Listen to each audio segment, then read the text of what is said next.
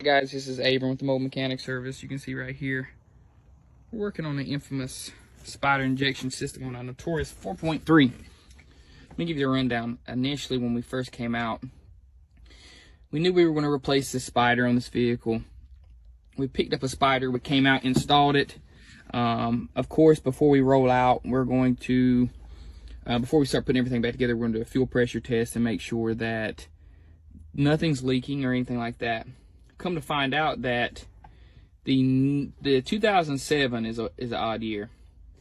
So what happens is the ones you would pick up at a local parts store have a returned fuel system. Meaning, I don't know if you can see this yellow O-ring there. That's the inlet.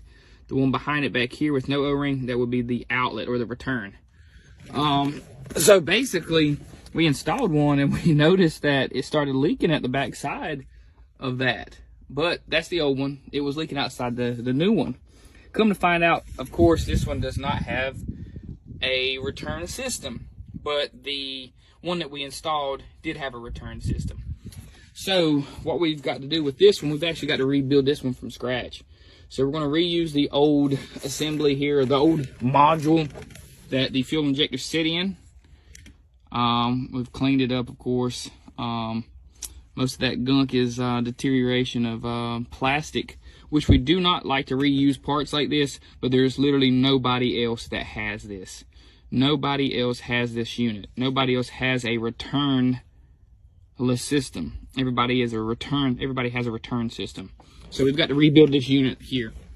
So we're going to install new injectors in it, and then we're going to go ahead and get this thing bolted up. But this is the first time I've ran into this situation on these 4.3s, and I deal with these all the time.